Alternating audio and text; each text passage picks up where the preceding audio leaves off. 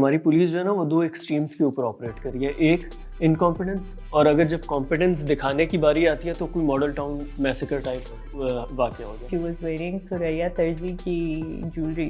Queen Suraya was the last queen of Afghanistan. 2 دشمن جو کہ انڈیا کے دوست تھے اب وہ آپس میں بھی دوست ہیں. سو یہ انڈیا کے لیے ایک بہت ون ٹو ون سچویشن ہے, کیونکہ انڈیا کے لیے کافی مسئلہ تھا, کیونکہ سعودیہ ویسٹرن بلاک میں تھا اور ایران جو ہے اس پہ ویسٹرن بلاک کی طرف سے سینکشنز تھی. Hello and welcome to another episode of directorate news, جہاں ہم ہفتے بھر کی ٹاپ نیوز سٹوریز کو آپ کے لیے کنٹیکسچوائز کرتے ہیں. میرا نام ہے سید فراز حسین, میرے ساتھ ہے عائشہ علی. السلام علیکم. وعلیکم السلام. اور آج ایک اور نئے اسپیشل گیسٹ عدیل سمر. وعلیکم السلام. کیسے ہیں عدیل آپ؟ الحمد للہ. اچھا, اس سے کہ پہلے ہم لوگ ویک کی ٹاپ نیوز سٹوریز پر ہیں. عائشہ بتائیں آپ کا ویک کیسا گزرا؟ The week was good, اللہ کا شکر. I attended my first ever cricket match. تو it was really fun. Peshawar Zalmi versus Multan Sultans, اور وہ بس بہت خواری تھی. ہاں, وہ تو اسٹیڈیم تو فل بھرا ہوا تھا, پیکڈ تھا, پر it was a lot of walking to get to Rawalpindi stadium. تو وہ تھوڑا سا خواری تھی. پلس آپ وہاں پہ پہنچتے ہیں تو سیکورٹی وغیرہ از ناٹ ویری کوآپریٹیو. اگر آپ کو کچھ چیزیں باہر رکھوانی بھی ہیں تو دے شوڈ ہیو لائک شیلفز یا کچھ کہ وہاں پہ آپ لوگوں کی چیزیں رکھ لیں, ان کو ٹوکن دے دیں یا کچھ. وہ اس طرح والا سین نہیں تھا. کراؤڈ کیسا تھا ویسے؟ کراؤڈ اچھا تھا, مزے کا تھا. ہاں, اٹ واز گڈ, مزہ آیا. مجھے تو مزہ آیا, حالانکہ I am not even that big of cricket fan. میں تو ایویں ہی شغل کے لیے گئی تھی, پر مزہ آیا. ہاں. اچھا عدیل آپ بتائیں آپ کا ویک کیسا گزرا؟ ویک اچھا گزرا ہے, بٹ انفارچونیٹلی کچھ بیمار رہا ہوں, کیونکہ سنڈے کو ایکچولی گیا ہوا تھا, ایک پوڈ کاسٹ تھی ہیومن ٹریفکنگ وکٹم کی. تو بس اس کے بعد جب واپس آئے تو طبیعت نہیں تھی اچھی منڈے, اور پھر اس وجہ سے آف بھی لینا پڑا. لیکن اوور آل ٹھیک تھا, kind of trying to recover from the illness. بس اسی طرح ہی گزرا ہے, کیونکہ آج کل ویسے بھی کووڈ جو ہے نا وہ دوبارہ اثر اٹھا رہا ہے. بھی, اور ویسے بھی موسم چینج ہو رہا ہے تو اس کی ایک الگ ہی فیور وغیرہ وائرل انفیکشنز ہوتے ہیں. اچھا, آ جاتے ہیں ویکلی ٹاپ سٹوریز کے اوپر. کافی ہیپننگ ویک تھا. ایک جو سب سے زیادہ میمز بھی بنی, اور ایک آئی اوپننگ جو آئی تھنک کیس تھا, وہ توشہ خانہ کے جو ریکارڈز پبلک ہوئے ہیں 2002 آنورڈ, جتنے بھی پاکستان کے جو لیڈرز رہے ہیں اور ان کے فیملیز بھی, ان کے ملٹری سیکٹریز بھی, ان لوگوں نے کیا, اور کچھ کیسز میں تو وہ میڈز وغیرہ بھی جو تھی انہوں نے بھی گفٹس لیے. تو عدیل سب سے پہلے تو آپ تھوڑا بہت بتا دیں کہ وہ گفٹس کس نے کیا کیا لیے. کوئی یار وہ گفٹس کی تو ویسے بڑی لمبی ڈیٹیل ہے, لیکن نا اس کے اندر کچھ میرے خیال سے کچھ ویئرڈ بھی ہیں, اور کچھ جو ہے وہ ہم آئی بلیو کہ ٹاپ ایکسپینسو جو گفٹس ہیں اس کو بھی ڈسکس کر لیتے ہیں. پہلے تو ویئرڈ پہ اگر ہم آئیں تو مریم نواز کو ہوتا ہے, دیکھا ہوگا آپ نے, میمز بھی کافی بنی, وہ جو پائن ایپل والی اسٹوری ہے کہ انہوں نے پائن ایپل باکسز لیے ہیں. اسی طرح شاہ محمود قریشی جو ہیں انہوں نے ٹی سیٹ لیا, اور جمالی صاحب ہیں. اسی طرح یہ جو مشرف ہیں, جنرل مشرف جو کہ بھی ان کا انتقال ہوا, انہوں نے ایک ٹائی لی ہے. تو اس طرح کے کافی ویئرڈ بھی ہیں. ایک ویئرڈ میں سوری آپ کی بات کاٹ رہا ہوں, شہباز شریف صاحب نے ایک سکہ بھی لیا, وہ میرے خیال سے سب سے زیادہ نوٹ وردی ٹائپ کی چیز تھی. بالکل ایسے ہی ہے. اور پستے کے پیکٹس بھی وہ تو بہت سے لوگ ہیں جنہوں نے لیا ہے. اور لیکن اگر ہم ایکسپینسو گفٹس, کیونکہ بیسیکلی جو اس کے اراؤنڈ کنٹروورسی چل رہی ہے وہ ایکسپینسو گفٹس ہونے کی وجہ سے ہی ہے کہ اتنے ایکسپینسو گفٹس جب ملتے ہیں آپ کو بینگ اے گورنمنٹ آفیشیل, تو آپ کو اپنے پاس نہیں رکھنے چاہیے. تو اس میں اگر ہم دیکھیں تو جو سب سے زیادہ پہلے کہ سب سے زیادہ گفٹس کس کو ملے, ٹوٹل نمبر آف گفٹس, کیونکہ وہ جو ہمارے فارمر پی ایم ہے شوکت عزیز صاحب, ان کے ہیں 885 گفٹس اراؤنڈ انہیں ملے. لیکن شاید وہ اس وجہ سے بھی ہیں کیونکہ وہ جو ہے نا وہ فائنانس منسٹر بھی رہے ہیں before becoming the P M. تو ان کی, کیونکہ اس ٹائم بھی وہ گورنمنٹ آفیشیل تھے, اس ٹائم بھی انہیں جو ہے وہ گفٹس ملتے رہے. اچھا, اور ایک اور چیز ہے شوکت عزیز صاحب کی, اگر جو انہوں نے گفٹس لیے کافی لیے, لیکن ویلیویشن پہ یہ کہا جا رہا ہے کہ اگر ویلیو دیکھی جائے تو وہ کم ہے کافی. ہاں, ویلیویشن اس وجہ سے کم بنتی ہے نا اوور آل, کیونکہ ان کے گفٹس کی تعداد بہت زیادہ ہے, 885 گفٹس ٹوٹل. اور اگر آپ 885 کو اس طرح لگاؤ نا کہ ایک پوری گورنمنٹ کو ایک سال میں میکسیمم گفٹس کتنے ملے ہیں, تو وہ اراؤنڈ 400 سم تھنگ ہے, جو کہ 2005 کے اراؤنڈ میں ملے تھے. لیکن ایک بندے کو 885 ملے ہیں. اس کا مطلب اس کا جو پیریڈ ہے وہ ایک سال سے زیادہ ہے. ظاہر سی بات ہے وہ پی ایم بھی رہے ہیں اور وہ فائنانس منسٹر بھی رہے ہیں. اور اگر ہم ٹاپ 4 گفٹس کی بات کریں نا تو وہ پہلے نمبر پہ جن کو سب سے زیادہ ایکسپینسو گفٹس ملے وہ خاقان عباسی صاحب ہیں. انہوں نے اور ان کی فیملی نے کچھ گفٹس جو ریٹین کیے ہیں تو ان کی جو ورتھ لگائی جا رہی ہے وہ اراؤنڈ 24 کروڑ. اچھا یہ خاقان عباسی صاحب کا یہ وہی ٹرن اوور ہے جو 1-1.5 سال کا تھا؟ بالکل بالکل اس میں انہوں نے سب سے زیادہ بالکل. اسی وجہ سے آپ نے دیکھا ہوگا کہ اپنی پارٹی کی طرف سے بھی کافی ریزنٹمنٹ آئی ہے ان پہ. وہ جو ٹویٹ تھی کیا نام تھا, دی امیجننگ توشہ خانہ, ری امیجننگ توشہ خانہ آئی بلیو, اس طرح کی کوئی ٹویٹ بھی آئی تھی تو وہ بھی اسی لیے تھی اور ان کے پارٹی کے اندر سے اسی وجہ سے آئی تھی. سیکنڈ نمبر پہ جو ہیں وہ آئی بلیو خان صاحب ہیں جنہوں نے اراؤنڈ 14 کروڑ کے انہوں نے گفٹس لیے ہیں, لیکن ان کے خلاف تو کیس ہی چل پڑا ہے کیونکہ انہوں نے آئی بلیو ڈکلیئر نہیں کی ہے ایسیٹس میں ان چیزوں کو کہ انہوں نے ریٹین کر کے جو ہے وہ پاس رکھے ہیں جو بھی ہے. اچھا اس کے اندر ایک اور امپورٹنٹ چیز ہے before we go towards the 3rd and 4th number of expensive gifts جو لیے ہیں. اس میں یہ ہے جو کہ میں چاہوں گا اگر آپ میں سے کسی کو پتہ ہے تو اس چیز کو ضرور کلیریفائی کرے کہ جو پرسنٹیج ادا کی گئی ہے وہ آپ دیکھیں گے نا تو اب جسٹ لائک اگر ہم خاقان عباسی کی بات کرتے ہیں یا عمران خان کی بات کرتے ہیں تو ان دونوں نے 20% پے کیا ہے آف دی ایسیسڈ ویلیو. 20% پے کر کے انہوں نے ریٹین کر لی.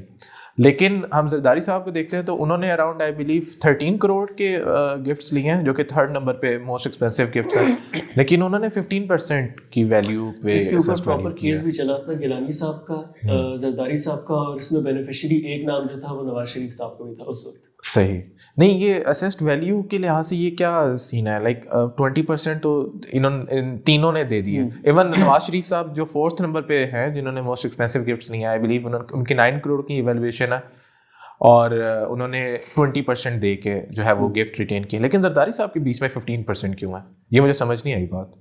یہ لاس چینج ہوئے تھے یا کیا تھا؟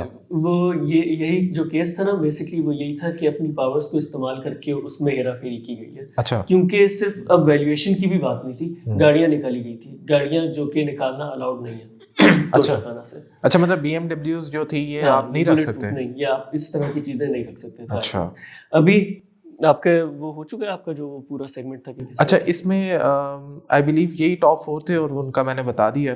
لیکن اس میں جو امپورٹنٹ چیز ہے وہ میرے خیال سے یہ ہے کہ اب جو ریسنٹ پالیسی ہے یہ توشہ خانہ پہ گورنمنٹ نے, کیونکہ ایک پبلک سینٹیمنٹ کو دیکھ کے ہمیشہ گورنمنٹ پالیسیز بناتی ہے, تو انہوں نے اب یہ کیا ہے کہ جو کہ کیبنٹ نے اپروول بھی دے دی ہے اس چیز کی کہ اب ابو $300 کی جو گفٹس ہوں گے وہ ریٹین نہیں کیے جا سکیں گے, اس سے نیچے کے لیول کے ریٹین کیے جا سکیں گے. وہ بھی یہی ہے کہ آئی بلیو اب انہوں نے 50% کر دیا ہے ریٹین ویلیو یا اس طرح. اس کی تھوڑی بہت ہسٹری بتا دیتا ہوں اس کے لا کی. اچھا بیسکلی یہ لا نہیں ہے, اس میں ایک جو ٹیکنیکلٹی نکالی جا رہی ہے وہ یہ ہے کہ توشہ خانہ کے لاز نہیں تھے. 1974 میں ذوالفقار علی بھٹو صاحب کے دور میں رولز بنائے گئے تھے. اب رولز توڑنے کی کیا ریپریکشنز ہوں گے, لا توڑے تو وہ اس کا ایک الگ حساب کتاب ہوتا ہے, رولز توڑنے کو وہ کس لیگل اس میں آئے گا. تو جب ذوالفقار علی بھٹو صاحب نے یہ رولز بنائے تھے تو اس وقت تھا 20% آف ویلیو آپ پے کریں گے. یہ چلتا رہا خان صاحب کے دور تک جہاں پہ 50% ہو گیا. آپ 50% ڈپازٹ کریں گے اور پھر وہ آپ گفٹ رکھ سکتے ہیں. اچھا خان صاحب نے یہ 50% جو ہے یہ اپنے دور کے اندر ہی کر دیا تھا, کون سے سال میں اراؤنڈ کیا؟ 2018 یا 2019 کے اندر. تو انہوں نے پھر 20% کیوں پے کیا اپنے گفٹس کا؟ ان کو 50% کرنا عمران خان صاحب کیونکہ جو یہ وہ ہے ان کو پھر 50% کرنا چاہیے تھا. 20% کا وہ کر کے پھر ہو گیا ریٹین کیا ہوا. یس. اچھا میری عامر وسیم صاحب سے بھی بات ہو رہی تھی, ڈان میں ایک جرنلسٹ ہے, تو وہ کہہ رہے تھے کہ اب وہ بات یہ بھی نہیں ہے کہ انہوں نے پیسے کم دیے. اب جو ایک نیا نیریٹو PDM وغیرہ کی طرف سے اس لسٹ کے آنے کے بعد سے آ رہا ہے وہ یہ ہے کہ خان صاحب نے گفٹس رکھے. اب ٹیکنیکل جو ایکچوئل تھا وہ تو یہ ہے کہ آپ پہلے ویلیو جمع کراتے ہیں 20 یا 50% اور آپ وہ گفٹ رکھ لیتے ہیں. وہ یہ کہہ رہے ہیں کہ خان صاحب نے گفٹ بیچا پہلے, اس سے جو پیسے آئے وہ ڈپازٹ کرائے, تو گفٹ پہلے بیچا ڈپازٹ بعد میں کرائے. تو اب یہ بھی ایک ٹیکنیکلٹی نکل رہی ہے. لیکن میں تھوڑا بہت بتا دیتا ہوں کہ جو آپ نئے رولز کی بات کر رہے تھے, 8 مارچ کو جو گورنمنٹ ہے اس نے نئے رولز ٹائپ نکالے, توشہ خانہ procedure for the acceptance and disposal of gifts 2023 federal cabinet نے نکالے. اس میں سب سے جو میجر ایک چیز دیکھی جا رہی ہے ایک تو یہ ہے کہ $300 کیپ لگ چکا ہے. کے علاوہ اب چاہے $300 ہوں یا نہ ہو, ایک چیز میں نے پچھلی ڈائریکٹریٹ نیوز کے ایپیسوڈ میں بھی بات کی تھی لسٹ آنے سے پہلے کہ جو جنرل مشرف تھے اور شوکت عزیز صاحب تھے ان کے دور میں تو ایک وقت یہ آ گیا تھا کہ گفٹ ڈپازٹ بھی نہیں کرائے جاتے تھے, ڈائریکٹ گھر لیے جاتے تھے. خیر, تو اب جو نئی پالیسی ہے اس میں آپ کو 30 days کا ایک ٹائم دیا گیا. جب آپ کو کوئی گفٹ ملے گا وہ آپ نے توشہ خانہ میں جمع کرانا ہے 30 days کے اندر. اگر آپ کسی ایسے دورے پر ہیں کہ آپ واپس نہیں آتے ملک, تو جب آپ ملک میں لینڈ کریں گے اس کے 30 days کے اندر آپ لوگوں نے یہ ڈپازٹ کرانا ہے, اور جس نے نہیں کرایا تو اس کے خلاف ایکشن لیا جائے گا. اب وہ ایک الگ چیز ہے کہ پاکستان میں پرائم منسٹر اور صدر لیول کے لوگ یہ رولز توڑ رہے ہیں, تو پھر آپ کیا ایکشن لیں گے ان کے خلاف, کوئی بیوروکریسی کیا کر لے گی. اچھا, اس کے علاوہ یہ جو کام ہے یہ ایک چیف آف پروٹوکول, ایک آفیسر ہوگا فارن افیئرس کا, جس کا یہ کام ہوگا یہ سارے گفٹس ڈپازٹ کرانا. ان کیس وہ نہیں ہوتا, جو آپ کا پروٹوکول آفیسر ہے وہ نہیں ہوتا, اچھا یا تو امبیسڈر پہ آ جائے گا, جس طرح امریکہ میں پاکستان کا امبیسڈر ہے اور امریکہ سے آپ کو گفٹ ملے تو وہ امبیسڈر کرے گا, یا پھر جو ہیڈ آف پاکستانی مشن ہوگا اس کنٹری میں, جو بھی ہو, چاہے وہ امبیسڈر نہ بھی ہو. خیر, یہ ایک ہے.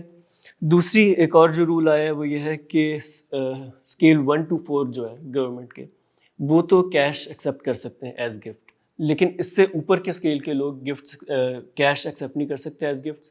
ہاں, اب اس کے اندر ایک ٹیکنیکلٹی انہوں نے یہ ڈال دی ہے کہ اگر آپ کا کوئی فارن ڈگنیٹری ہے, وہ آپ کو پیسے دینا چاہ رہا ہے, آپ الاؤڈ نہیں ہے, لیکن آپ کو یہ شک ہے کہ وہ برا مان جائے گا, تو آپ کو پھر مجبوراً رکھنا پڑے گا. دس از سو ویگ یار. ہاں, بہت ویگ ہے. مطلب یہ کیا بات ہے, اور اس طرح تو وہ کہیں گے کہ وہ برا مان رہے تھے, ہم نے رکھ لیا. لو کہ ایوری ہیز گیٹ دس, اور یہ جو تو بنانا ہوتا ہے نا, لوپ ہول تو بنانا ہوتا ہے ہمیں. اور یہ والی جو چیز انہوں نے آپ کہہ رہے ہیں شک یا جو بھی ہے یہ ڈالی ہے, تو یہ کسی اس کے لیے نہیں ہے. یہ تو نہیں ہے کہ یہ صرف 1 سے 4 کے لیے ہے, یا یہ ساروں کے لیے ہے کہ اگر کوئی بھی کسی بھی لیول کا جو گورنمنٹ آفیشیل ہے اس کو یہ لگے کہ اگلا برا مان رہا ہے تو ہاں وہ رکھ سکتا ہے. اچھا, اسکیل 1 to 4 کو تو لیگلی الاؤڈ ہے نا, ٹھیک کہ وہ رکھ سکتے ہیں. اس کے علاوہ کسی کو بھی پیسے ملتے ہیں اور اسے لگتا ہے کہ یار یہ برا مان جائے گا, تو مجبوری میں دل پہ پتھر رکھ کے آپ وہ پیسے لے لیں گے. ویسے آپ کے ساتھ یہ ہوا ہے نا, آپ گئے تھے تو. اوہ یس, لیکن بھائی ہم ایتھیکل جرنلسٹ ہیں, ہم نے پیسے نہیں لیے. بٹ ویئر آر دا دیسی moms when you need them, وہ جو آنکھیں نہیں دکھا رہی ہوتی آپ کو جب آپ کو کوئی ریلیٹیو پیسے دے رہا ہوتا ہے, بری بات رکھ لو,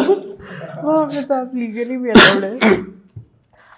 اچھا, اس کے علاوہ ایک اور جو آئی ہے, جس طرح آپ نے شروع میں کہا مریم نواز نے وہ پائن ایپل کا وہ کین رکھا تھا, اس کے حوالے سے تھوڑی لینینسی یہ آ چکی ہے کہ جو پیرشیبل آئٹمز ہیں, وہ آئٹمز جو کہ ضائع ہو جائیں گے, وہ بغیر میرے خیال سے ہونا بھی ایسا ہی چاہیے, کیونکہ دیکھیں وہ تو ضائع ہو جائے. اگر کوئی کھانے کی چیز کسی نے کسی کو گفٹ دی ہے تو ظاہر سی بات ہے وہ 30 دن اگر توشہ خانہ میں پڑی رہے گی وہ تو ایکسپائر ہو جائے گی. You can always reuse them, یا یعنی اسٹیٹ کے کسی پرپز کے لیے. یہ ویسے ہاں یہ بھی اچھی بات ہے بالکل. فار ایگزامپل اگر آپ کو کھانے کی چیز ملی ہے تو آپ اسٹیٹ لیول کی کسی ایسی جگہ پہ, فار ایگزامپل اگر وہ غریبوں کے لیے کوئی کام کر رہے ہیں تو ان کو کھانا کھلاتے ہیں, ان کے لیے کچھ کھانا اتنا آپ کو اچھے کوانٹٹی میں تھوڑی نہ ملے گا, کیا وہ غریبوں کو نہیں بھی, لیکن فار انسٹنس یعنی آپ کو کسی ڈپلومیٹک مشن پہ اچھے ٹائی اسٹیبلش کرنے کے لیے یا کچھ, تو آپ کو آگے you can always forward the favour. Very دیسی تھنگ ٹو سے, ویری دیسی تھنگ ٹو سے کہ گفٹ کسی اور کو دے دیں گے زیادہ اچھا لگ رہا ہے. صحیح. اچھا, ایک اور جو نئی پالیسی آئی ہے, اور پھر وہی لوپ ہول کہ شاہد خاقان عباسی کی آپ نے فیملی کو دیکھا, انہوں نے کتنے زیادہ گفٹس رکھے ہیں اور لگژری واچز ان لوگوں نے رکھی ہیں. جو نئے رولز ہیں اس میں یہ الاؤڈ نہیں ہے کہ کسی بھی گورنمنٹ آفیشیل کے فیملی ممبرس گفٹ نہیں لے سکتے, انلیس آپ کو یہ ڈر ہو کہ اگلا مائنڈ کر جائے گا, پھر آپ رکھ سکتے ہیں. مائی گاڈ, صحیح ہے, صحیح. مجھے لگ رہا ہے آپ مائنڈ کر. ہاں اچھا, یہ مائنڈ کا بھی نہیں ہے, اس میں تو ایک ہے however if the gift can not be decline due to any reason, آپ کوئی بھی وجہ دے دیں تو آپ رکھ سکتے ہیں. مطلب اپنے لیے رولز بنائے نا یار, وہ اتنا بھی نہ کریں, کیا چاہتے ہیں, تھوڑا بہت گنجائش پیدا کی جائے. یہ گنجائش تھوڑی بہت نہیں ہے تو بہت زیادہ ہے, لیکن انہیں کرنی تھی. اچھا, وہ میں نوٹس کر رہا تھا, بٹ سو کلیئر نا, یعنی اچھا اب ایوری بڈی از لائک اچھا توشہ خانہ کے رولز تو آ گئے ہیں, تو لائک پبلک اس حساب سے تھوڑا سا ریلیکس ہو, اور پھر جب بعد میں پھر سے اس کے سامنے کوئی ڈیٹیلز نہیں دیکھتے نا, کیا برا مان جاتے نا وہ. اچھا, جب سے یہ لسٹ آئی ہے میں نے جو دیکھا ہے, شاہد خاقان عباسی صاحب کے جو بیٹے, میرا خیال ہے حیدر عباسی نام ہے, وہ ٹویٹر پہ بڑے ایکٹیو تھے, لیکن جب سے یہ لسٹ آئی ہے وہ بالکل خاموشی ہے, بالکل خاموشی ہے. اچھا, ویسے بیفور وی اینڈ دس, آپ کو کیا لگتا ہے, اب فار ایگزامپل خاقان عباسی کے آرگومنٹس دیکھیں نا, تو وہ کہتے ہیں کہ آپ چاہیں اس سے ایگری کریں نہ کریں, آپ کو جب بھی کوئی گفٹ ملتا ہے تو ضروری نہیں ہے کہ صرف وہ آپ کے عہدے کی وجہ سے مل رہا ہے, کبھی کبھی آپ کے پرسنل ٹائز بھی ہوتے ہیں. لوگوں کے ساتھ. اور ظاہر سی بات ہے فار ایگزامپل, اور خاص طور پہ ہمارے یہاں اس وجہ سے بھی ہے کیونکہ ہمارے یہاں جو گورنمنٹ آفیشیلز ہیں نا وہ کوئی عام بندہ ہے نہیں, وہ ہیں بزنس مین یا وہ ہیں لینڈ لارڈس, ان کے واقعی ان کے پرسنل ٹائز ہوتے ہیں. تو جب اس طرح کی چیز ہے تو ویسے آپ کو کیا لگتا ہے کہ ہونا چاہیے یا پرسنٹیج وائز جو انہوں نے رکھا ہوا ہے یہ ٹھیک ہے؟ آپ اگر وزٹ پہ جا رہے ہیں تو آپ ان سے پرسنل کیپیسٹی میں ملیں نا, آپ پھر ان سے یعنی اس کیپیسٹی میں ملے بھی نا تو پھر جو آپ کو گفٹ ملے. اور اسی میں ایک اور امپورٹنٹ پوائنٹ ریز کرنا چاہ رہا ہوں, میں نے خود نہیں کیا تھا, وہی بات ہے عامر وسیم صاحب کے ساتھ بات چیت ہو رہی تھی تو انہوں نے بڑا اچھا پوائنٹ ریز کیا کہ یہ جو چیزیں ہوتی ہیں نا اسٹیٹ گفٹس, یہ گیو اینڈ ٹیک کی چیزیں ہوتی ہیں. انہوں نے ہمیں دیا, ہم نے انہیں دیا. اب جو ایکچوئل جس چیز کے اوپر ہم فوکس نہیں کر رہے یہ تو ہے کہ توشہ خانہ ہمیں اتنے گفٹس آئے, انڈر ویلیو کیا گیا, رکھ لیے. ہم نے کیا دیا, ہم نے کیا دیا باقی فورن ڈگنیٹریز کو, اس کی ویلیویشن کا کیا پروسیس تھا, اس کے پیسے, اس کے سارا کون کرے. یہ اچھا اینگل ہے, اور یہ اس کے بارے میں کہیں پہ کچھ بھی نہیں ہے, بالکل کوئی کچھ بھی نہیں ہے. تو جس طرح آپ نے کہا پرسنل ٹائز ہیں, تو کیا پرسنل ٹائز میں اب ہماری جیب سے بھی انہیں جانا شروع ہو جائے شیخوں کو, یا جو ان کے باقی. میں تو کہتا ہوں اپنی جیب سے دیں تو کوئی فرق نہیں پڑتا, اپنی جیب سے کبھی کچھ نہیں دیں گے, لیکن یہ دیں گے نہیں. دس یہی از مسئلہ دی فیکٹ. اچھا, جو یہ ساری تمہید بندی ہے اس کا مقصد یہ تھا, میں ایسی اس کے اوپر ریسرچ کر رہا تھا تو مجھے 2015 کی وہ لسٹ مل گئی انڈیا کی. اچھا, جو میں نے انٹرسٹنگ چیز دیکھی وہ یہ تھی کہ انڈیا میں جو نریندر مودی صاحب کو جو گفٹس ملے اس میں مجھے لگژری واچز 2015 کی لسٹ میں نہیں ملی. کوئی بھی جسے کہتے ہیں نا ایکسپینسو چیز اس لسٹ میں تھی نہیں. ون مور انٹرسٹنگ تھنگ جو اس سب میں آئی ہے کہ جو توشہ خانہ رول ہے وہ تو انڈیا, پاکستان اور بنگلہ دیش تینوں نے انہیریٹ کیا تھا because it was colonial legacy. India میں جو ہے وہ انڈیپینڈنس کے ٹائم سے ہی وہ role they have adapted it as it came. In Bangladesh اور پاکستان میں جو ہے وہ اس کی امپلیمنٹیشن کافی لیٹ اسٹارٹ ہوئی. پاکستان میں جیسے آپ نے مینشن کیا کہ 1974 میں جو ہے وہ بھٹو کے ساتھ اسٹارٹ ہوئی, رفلی اراؤنڈ دا سیم ٹائم بنگلہ دیش میں بھی ایسے. لیکن بنگلہ دیش نے کمپیریٹیولی کافی جلدی کر لیا کنسیڈرنگ کہ 1971 میں تو جا کے وہ آزاد ہوئے تھے, تو آئی تھنک اس کا انہیں کریڈٹ ملنا چاہیے. دوسری ایک بڑی اسٹوری, سوشل میڈیا ہو, نیوز چینلز ہو, کوئی بھی, ہمارے بھی کچھ لوگ گئے ہوئے تھے لاہور, گئے ہوئے تھے کسی اور کام سے, لیکن پھر وہ اس طرف نکل گئے تھے. زمان پارک میں جو پچھلے دنوں ہوا ہے, جس قسم کے ویژولز آئے ہیں, چاہے رینجرز ہوں, پولیس ہو, اور پھر سویلینز, اور وہ ڈانس کی ویڈیو ایک بڑی وہ انٹرسٹنگ, وہ لڑکا ہر طرف گر گیا ایسا اور وہ اپنا وہ جھوم رہا ہے, ڈانس کر رہا ہے. تو اب ایک چیز تو یہ ہے کہ ہم دیکھ رہے ہیں ملک کے اندر الیکشنز کا ایک بڑا وہ چل رہا ہے, الیکشنز ہوں گے نہیں ہوں گے. حساس اداروں نے 1-2 ہفتے پہلے کہا کہ یہ ایک اچھے حالات نہیں ہے الیکشنز کے لیے, اور فری اینڈ فیئر الیکشن اس طرح نہیں ہو پائیں گے. اب کے پی والوں نے تو, جو کے پی گورنر ہیں, انہوں نے سجیسٹ کیا ہے 28 میں الیکشنز کے لیے, جبکہ پنجاب والوں نے 30 اپریل کیا. ان حالات میں جو ہم دیکھ رہے ہیں زمان پارک میں اور اوور آل اسٹیٹ جو ملک کے اندر ہم دیکھ رہے ہیں, آپ کا کیا خیال ہے کہ یہ اگر ہو جاتا ہے, زمان پارک میں جو اریسٹ کرنے گئے تھے کر لیتے ہیں اریسٹ, آپ کے خیال میں الیکشنز کے اوپر کیا فرق پڑے گا؟ عائشہ. آئی تھنک کہ اگر so firstly the arrest wasn't to take Imran Khan to jail, the arrest was simply to present him to court, کیونکہ وہ کورٹ میں پیش نہیں ہو چک رہا تھا, اس لیے دا اریسٹ واز نیسیسری. اگر وہ لیکن جو اب میں وہ دوسری سائڈ اگر بتاؤں, وہ جو پی ٹی آئی کی طرف سے ایک وہ آتی ہے نا لاجک, وہ یہ ہے کہ اگلی ہیئرنگ تھی 18 کو, آپ 4 دن پہلے اریسٹ کرنے پہنچ رہے ہیں, تو آپ 4 دن رکھیں گے کدھر؟ کیونکہ جو کورٹ نے اریسٹ کے آرڈرز دیے تھے اس میں کہیں بھی اریسٹ کا یہ نہیں تھا کہ آپ نے اریسٹ کر کے انہیں کنٹین کر لینا کسی جگہ پہ, آپ روک نہیں سکتے. آپ کا کام تھا اریسٹ کر کے کورٹ میں پروڈیوس کرنا. اب 4 دن کورٹ بند ہے, آپ اریسٹ کر لیں گے, تو پھر وہ ایک جو خان صاحب بھی ایک تھوڑے بہت آج کل آپ کہہ سکتے ہیں, میرا خیال ہے نہیں کہنا چاہیے, لیکن جو انہیں ہے کہ ٹارچر کیا جائے گا انہیں یا مار دیا جائے گا, جو انہیں ایک گٹ فیلنگ ہے ان کی, اس کی وجہ سے وہ سارا نیریٹو پلے آؤٹ ہوگا. یہ گٹ فیلنگ کہہ کے خیر آپ نے بڑا کام خراب کیا ہے. ادھر بھی سب کہہ رہے ہیں مصدقہ سورسز نے جو ہے وہ اس طرح کہا کہ سیکیورٹی تھریٹس ہیں,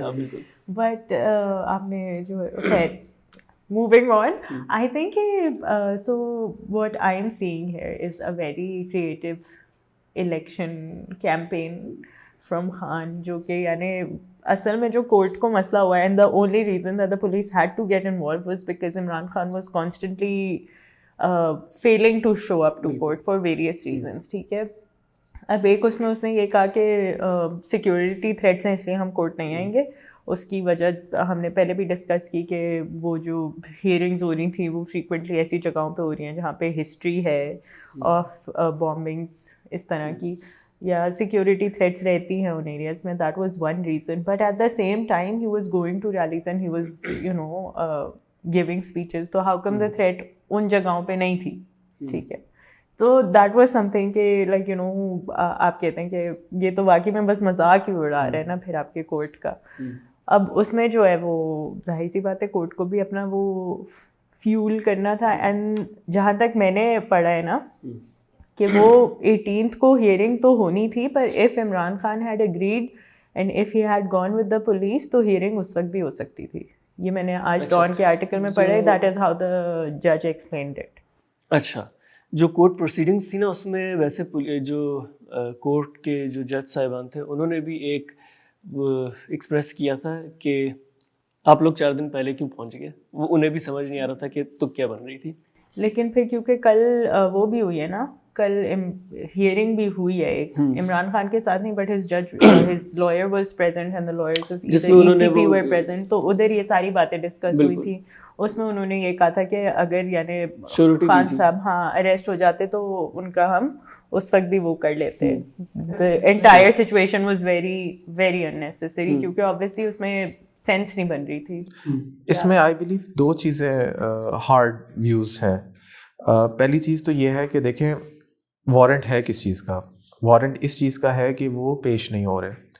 تو اگر اب یہ کوسچن آتا ہے کہ 4 دن پہلے کیوں پہنچے, تو وہ اس کی ریزن ہی یہ ہے پولیس کے پاس کہ ہمیں نہیں پتہ اس نے بندے نے عدالت کو پیش ہونا کہ نہیں ہونا. تو اس کو ایگزیکیوٹ کرنے کے لیے پہلی چیز یہ ہے ان کے پاس, جو کہ پولیس بھی کہتی ہے کہ بیسیکلی یہ 4 دفعہ آلریڈی مس کر چکے ہیں ہیئرنگ. تو اب اس کا مطلب ہے نا کہ ایک تو جو آپ کی انٹینشن ہوتی ہے, جو کہ امپورٹنٹ پارٹ ہے کرمنل جسٹس سسٹم کا, کسی بھی کی انٹینشن کیا ہوتی ہے کسی بندے کی, تو پولیس کی جو انٹینشن ہے وہ یہ ہے پہلی چیز.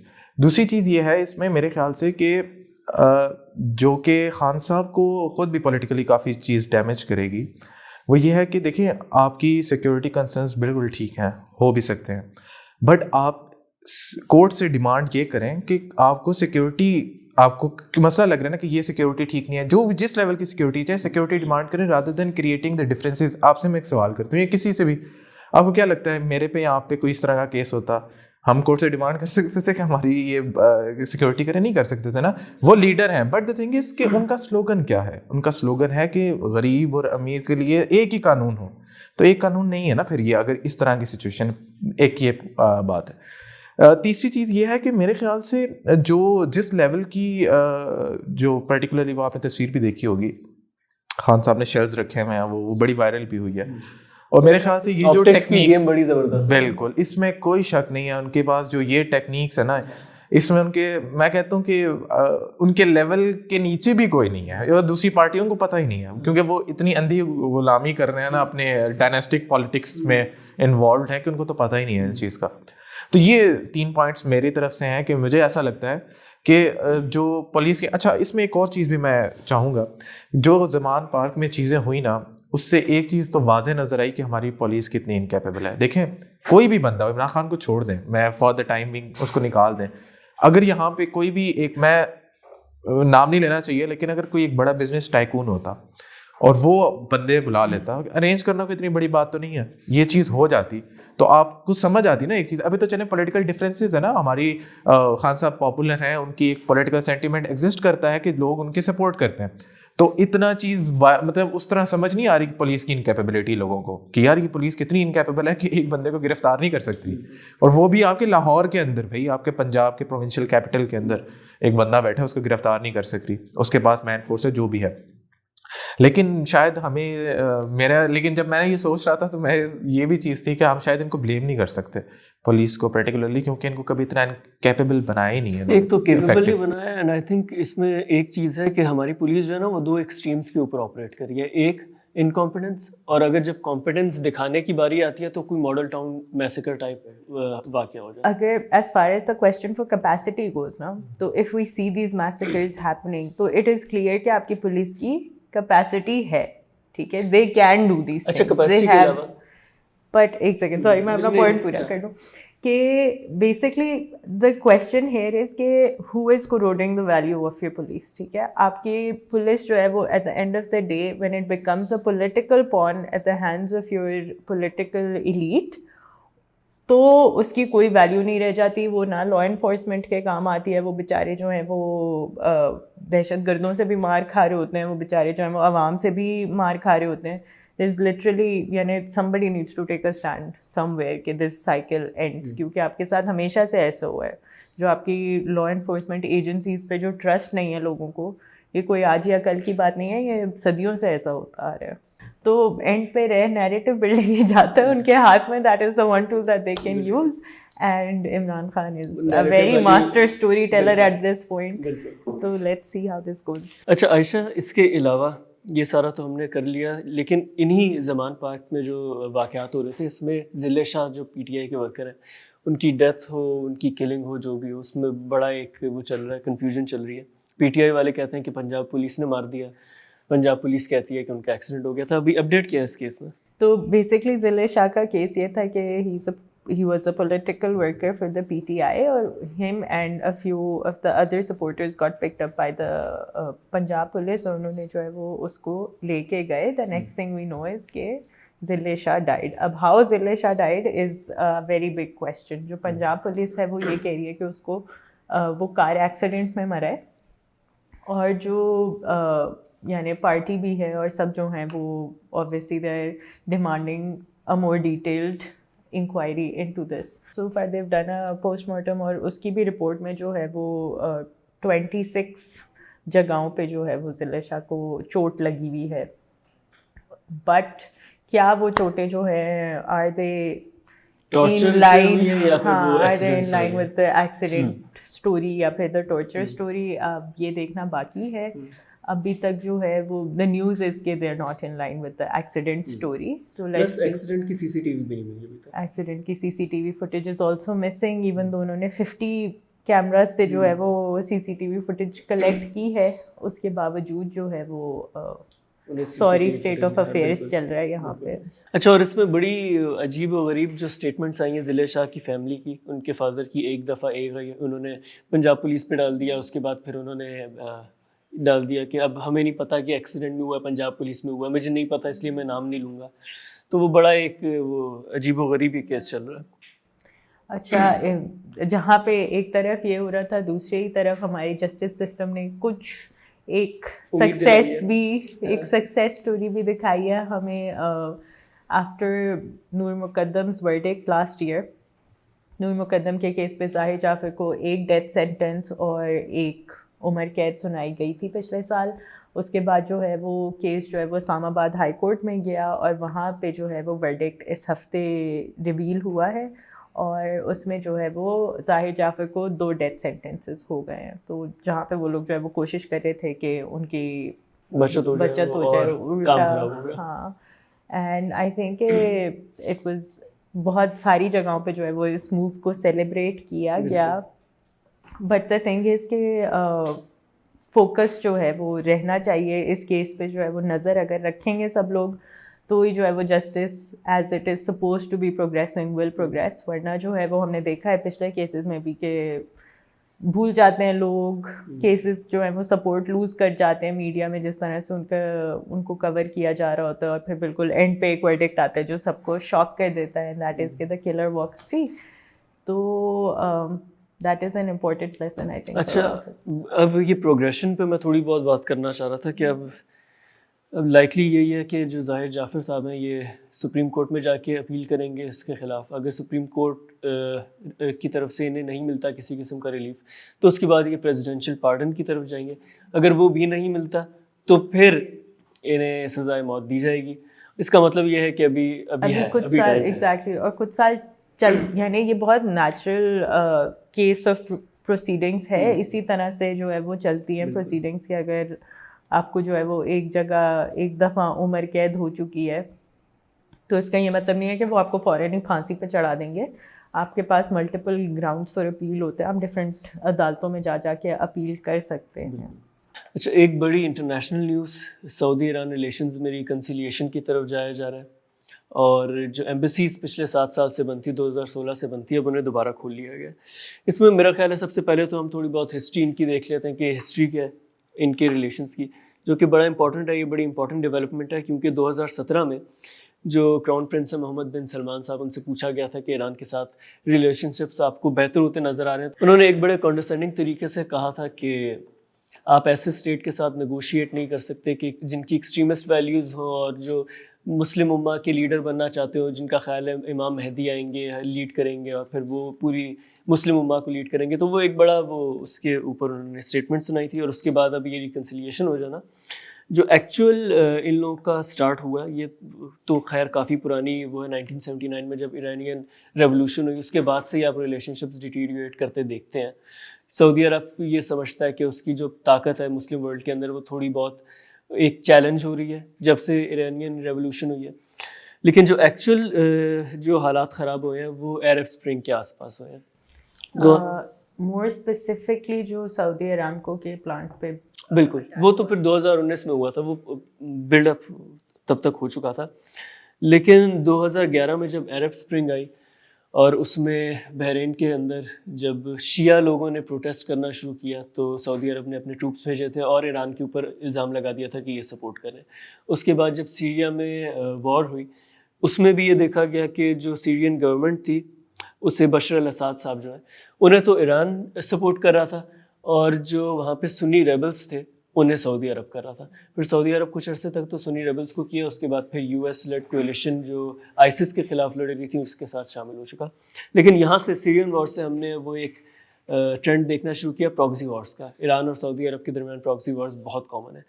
اس کے بعد یمن میں جب آئی تھنک 2015 میں سول وار شروع ہوئی, دوبارہ سے پراکسی وار یہی تھی کہ سعودی عرب نے ان کی گورنمنٹ کو سپورٹ کیا. جو ہوتی ریبلز تھے they were supported by Iran. اچھا, اس کے بعد یہ تو ہو گئی ان کی جو پراکسی وارز چل رہی تھی. ابھی تک پراکسی وارز تھا, آمنے سامنے نہیں آئے تھے, تھوڑا بہت کنٹرول میں تھا. 2015 میں مینا کے اندر ہوئے اسٹیمپیڈ ہوا, بڑی اس وقت خبریں بنی تھی. اس میں جو موسٹلی لوگ مارے گئے وہ ایرانین تھے, آلموسٹ 500 کے قریب. تو ایران نے بہت شور اٹھایا اور انہیں ایک موقع مل گیا تو انہوں نے سعودی عرب کو کرٹیسائز کیا کہ یہ ٹھیک سے مینیج نہیں کرتے, ایک مس مینجمنٹ ہو رہی ہے. فاسٹ فارورڈ کچھ مہینے بعد 2016 کے شروع میں جو شیخ نمر تھے سعودی عرب میں, جو کہ ایک شیعہ کلرک تھے اور سعودی عرب کی حکومت کے خلاف بات کرتے تھے, انہیں ایگزیکیوٹ کر دیا گیا. اب وہ چونکہ وہ شیعہ تھے وہ ایک بہت بڑی ریزن ہو جاتی ہے کہ ایران نے اس کے بعد ایران نے اس کے اوپر بہت شور اٹھایا. اور یہ کہا جاتا ہے, میری ایکسپرٹ سے بات ہوئی تھی, انہوں نے کہا تھا کہ یہ ایکچوئل نہیں ہے اسٹوری, کہ ایران نے سسپینڈ کر دیا حج اپنے لوگوں کا کہ وہ حج نہیں کر سکتے. جس ایکسپرٹ سے میری بات ہوئی تھی وہ یہ کہہ رہے تھے کہ ایران کو سسپینڈ نہیں کرایا گیا تھا, بات چیت ہو رہی تھی کہ سسپینڈ کر دیتے. بس فرق یہ تھا کہ چونکہ شیخ نمر کی ایگزیکیوشن کے بعد سعودی عرب نے ایران کے ساتھ اپنے جتنے ڈپلومیٹک ٹائز تھے وہ ختم کر دیے تھے, اس میں ایئر اسپیس بھی یوز ہونا بند ہو گئی تھی. تو جو ایرانین سٹیزنس تھے وہ سعودی عرب نہیں جا پاتے تھے کیونکہ ایئر اسپیس بند تھی, تو انہیں گھوم پھرا کے جانا پڑتا تھا. اس لیے کہتے تھے کہ اب ایرانین حج کرنے نہیں جا سکتے, جو کہ ٹیکنیکلی غلط بات تھی. جو آپ نے بات کی, اب بیچ میں کافی زیادہ اور چیزیں آ جاتی ہیں. جو ایک بڑا اٹیک دیکھا گیا, کیونکہ ابھی تک میں بات کر رہا تھا پراکسی وارز چل رہی تھی, ایک دوسرے کے اوپر براہ راست حملے نہیں تھے. 2019 میں سعودی عرب کی کچھ آئل فیسلٹیز تھی, آرامکو فیسلٹیز, ان کے اوپر اٹیکس ہوئے تھے. جن اٹیکس کو کلیم تو کیا تھا ہوتی ریبلز نے, لیکن چونکہ ہوتی ریبلز سپورٹڈ ہیں ایران سے تو وہ یہی بات ہوگی کہ ایران نے ٹیکنیکلی حملہ کر دیا سعودی عرب پہ. یہ سعودی عرب کا اپنا ایک آفیشیل سٹینس تھا کہ ایران نے ہم پہ حملہ کیا. آئی تھنک 2021 میں ایران اور سعودی عرب کی وہ اسٹارٹ ہو چکی تھی بات چیت کے ایک ریکنسیلیشن کی طرف لے کر آیا جائے.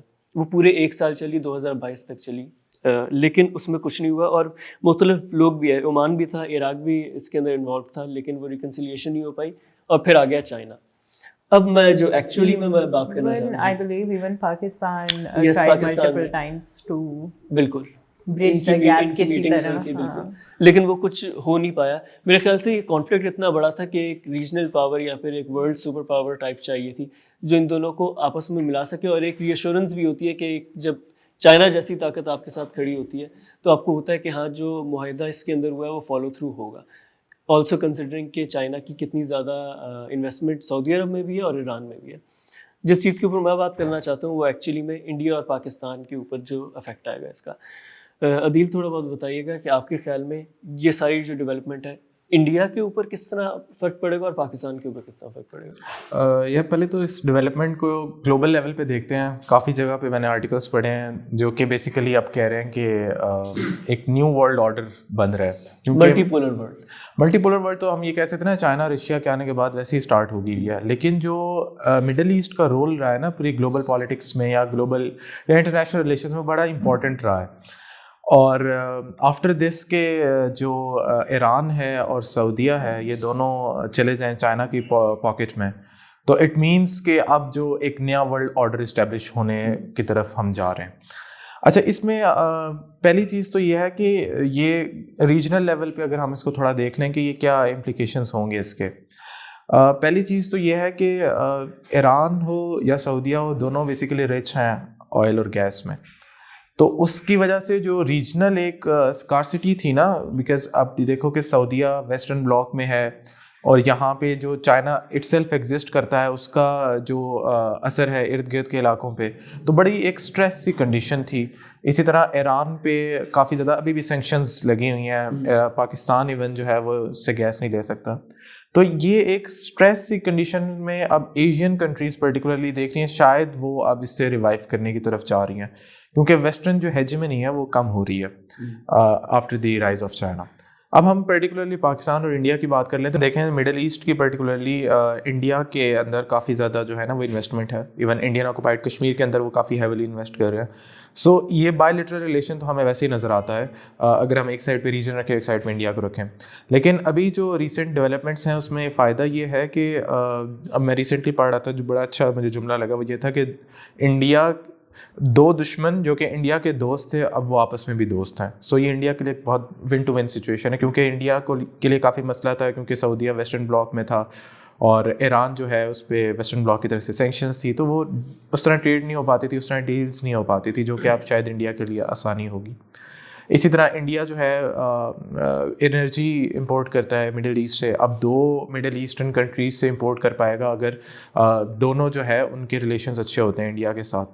لیکن یہ ساری چیزیں تو ہیں اکنامکلی انڈیا کے لیے بینیفٹ ہے, لیکن اس کے لیے میرے خیال سے چیلنجز بھی ہیں انڈیا کے لیے. فار ایگزامپل فرسٹ چیلنج یہ ہے کہ اس سارے کے اندر کردار جو پرومیننٹ ہے وہ چائنا کا ہے اور چائنا کے ساتھ کوئی اچھے ریلیشنز نہیں رہے انڈیا کے.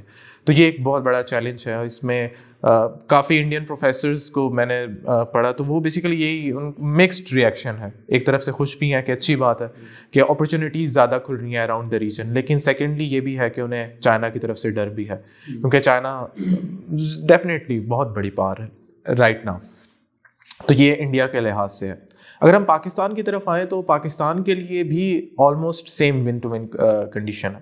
ہم دیکھیں گے فارن پالیسی کو اگر ہم دیکھیں تو ہمیں نظر آتا ہے کہ ایک نیوٹرلٹی جو کہ بیلنس کرنی پڑتی تھی پہلے, اب شاید وہ کرنی نہیں پڑے گی, آلریڈی ہے کیونکہ وہ چیز ختم ہو گئی ہے جو کہ فارن پالیسی کو فیس کرنا پڑتی تھی. اسی طرح اگر ہم دیکھیں تو جو کہ ایک پرومیننٹ چیز ہے, میں نے ویسے کافی جگہ پڑھا نہیں ہے لیکن میرے نزدیک اس چیز سے مطلب ہم اس کو نظر انداز نہیں کر سکتے, وہ ہے کہ OIC بہت زیادہ ایکٹیو ہو جائے گی. اب اگر عرب عجم ڈیوائڈ ختم ہو جاتا ہے نا OIC کے اندر تو it is a wake up call for other regional organisations particularly, کیونکہ اس ٹائم OIC از جسٹ سوئی ہوئی ہے کیونکہ ڈیوائڈ ہے, ہولڈ کرتا ہے مڈل پرٹیکولرلی سعودیہ, تو اسی کی چلتی ہے. لیکن اگر ایسی چیز ہو جاتی ہے کہ سعودیہ ایران یا پھر ان ادر ورڈس ہم کہیں عرب عجم جو ڈیوائڈ ہے وہ ختم ہو جاتا ہے اور سارے ایک پیج پہ آ کے ایک ہی چیز پہ آ کے اس چیز کو لے کے چلتے ہیں, تو یہ OIC مطلب ہم یہ کہہ سکتے ہیں کہ آنے والے دنوں میں it will call big shots. بہتر ہوگا, لیکن آئی تھنک چاہے حالات جتنے بھی بہتر ہو جائیں سعودی عرب اپنا کنٹرول جو OIC پر ہے وہ جانے نہیں دے گا.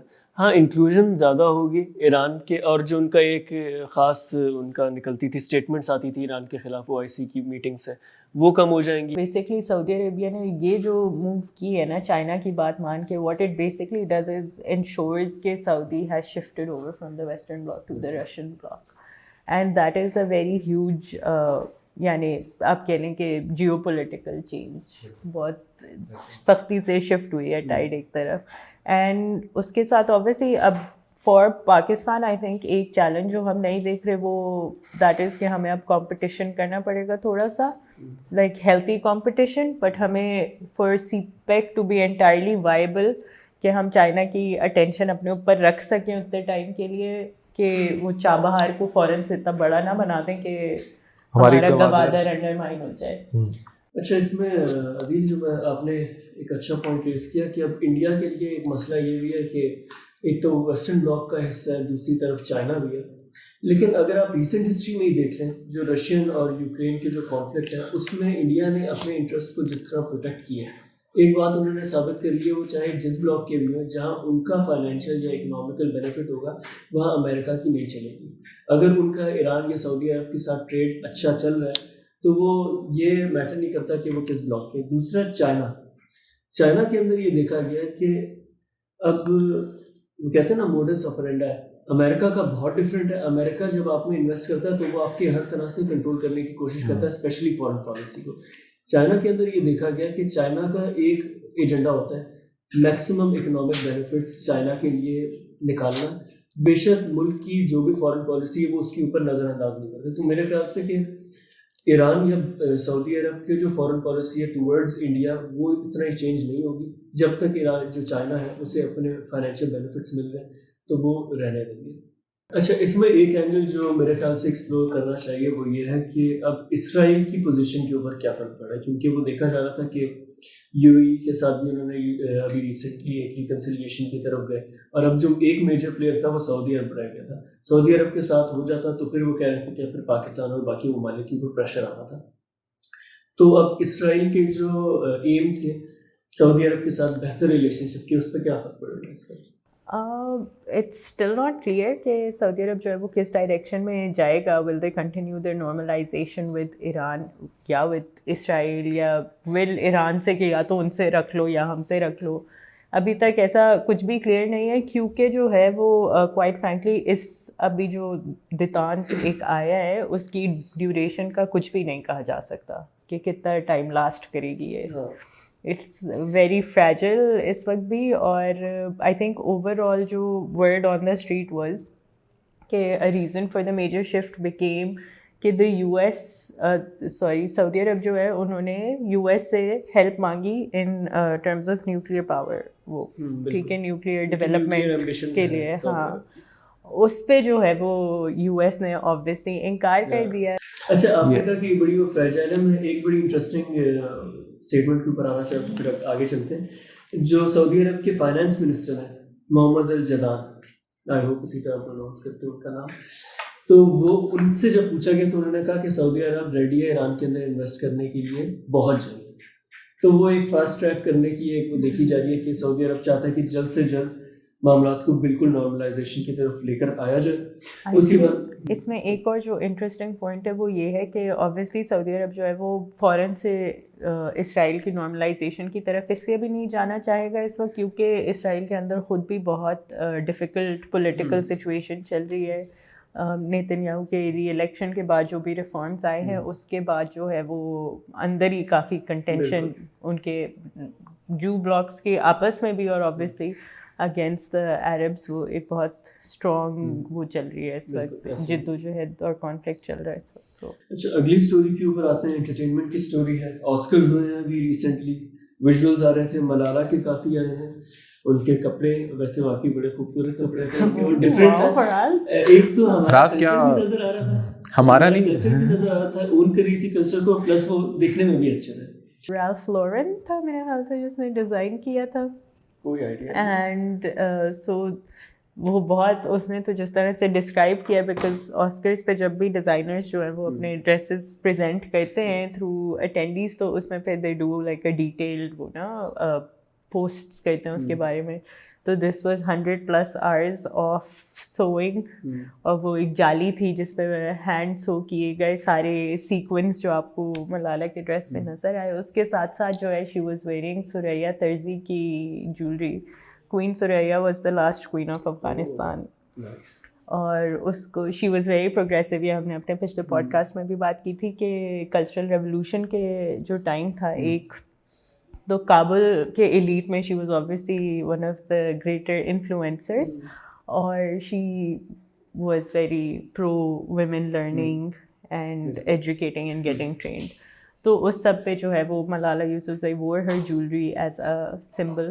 ایک جو چیز ہے انفارچونیٹ ہے, ایک تو پاکستان کو ریپرزینٹ کیا جا رہا تھا, اور وہی ہمارے ایک مائنڈ سیٹ جو ہے دنیا جان کی ہر چیز چھوڑ دیتے ہیں انگریزی.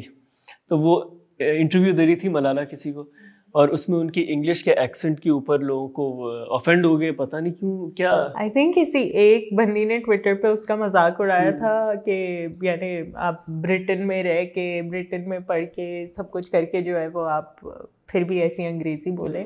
اور اس پہ جو ہے وہ بہت زیادہ a lot of people rush to Malala's defense کہ بہن ایکسنٹ سب کا اپنا اپنا ہوتا ہے, اور جسٹ بیکاز انگریز جو ہے وہ اپنی زبان ایک ایکسنٹ میں بولتے ہیں, اس کا یہ مطلب نہیں ہے کہ ہر کوئی جو ہے وہ اس ایکسنٹ میں بولے. اور وہی بات کہ دیٹس ہاؤ یو نو کہ a person is from a different background. تو اس میں کوئی اتنی بری بات نہیں ہے. اچھا, یہ بھی مسئلہ ہے نا کہ اگر وہ برٹش ایکسنٹ میں بول رہی ہوتی تو کہتے ہیں یہ تو پاکستانی نہیں ہے, یہ تو ہمارے طور طریقے بھول گئی ہے, انگریزوں کے رنگ میں رنگ چکی ہے. اچھا, ایک چیز تھی عدیل, جوائے لینڈ نامنیٹ ہوئی. یار یہ میرے سے نہ پوچھو, مجھے نہیں idea. Joyland short list نہیں ہوئی, شارٹ لسٹ ہوئی تھی. نہیں شارٹ لسٹ ہوئی تھی, نامینیٹ نہیں ہوئی تھی. شارٹ لسٹ ہوئی تھی. I have no idea about it. عائشہ جواب دیں گے. And Malala Yousafzai was also there as like executive producer of Joyland. She also was the producer of another documentary جو کہ documentary category India جیت گیا. India کی بہت بول بالا ہوا اس دفعہ. ان کا ایک گانا بھی, گانا ان کا ناٹو ناٹو پرفارمنس لائیو ہوئی. یس, جمی کیمل کے ساتھ جو ہوئی تھی وہ بہت انٹرسٹنگ تھا. Deepika Padukone was the one who announced it. اور اس کے بعد جو ہے وہ ایک بیکاز سو بیسکلی جو ناٹو ناٹو تھا that was in South Indian song, اور اس کا سب کچھ تو south Indian publication they published an entire page of how to do the dance. انہوں نے سارے اسٹیپس جو ہے وہ دکھائے تھے. that was very interesting کہ کس طرح سے جو ہے وہ چھوٹی چھوٹی چیزوں کے تھرو آپ کو اپنے کلچر کی ریکگنیشن ملتی ہے. ایک چیز جو ہمیں اس سے وہ سیکھنی چاہیے اور سوچنا چاہیے اس کے اوپر کہ انڈیا نے اپنی جو پاپ انڈسٹری ہے اسے کس طرح کمرشلائز کیا, اسے کس طرح اپنے کلچر کو لوگوں کے سامنے لانے کے لیے یوز کیا, جس طرح کوریا نے کیا.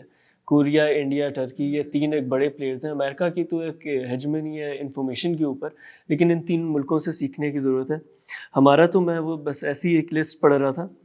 آپ 1959 سے 2022 تک اگر دیکھیں ہم نے کتنی موویز بھیجی ہیں آسکرز سبمیشن میں سے. Joyland was the first one to be shortlisted, not even nominated. ایسا ہی ہے.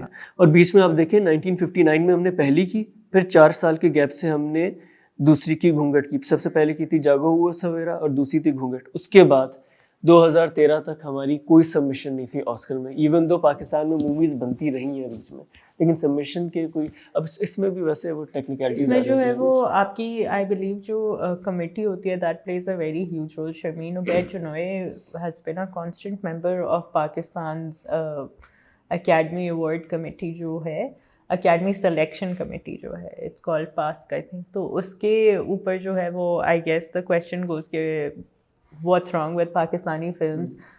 ایک وجہ جو کانسٹنٹلی سائٹ کی جاتی ہے وہ یہ ہے کہ آسکر پہ جو موویز جاتی ہیں they're supposed to have like you know critical acclaim ہو, یا اس طرح سے اسٹوری لائنس فرق ہوں. Commercial successes do not guarantee an Oscar win. تو Joyland was one that performed well on most international forums.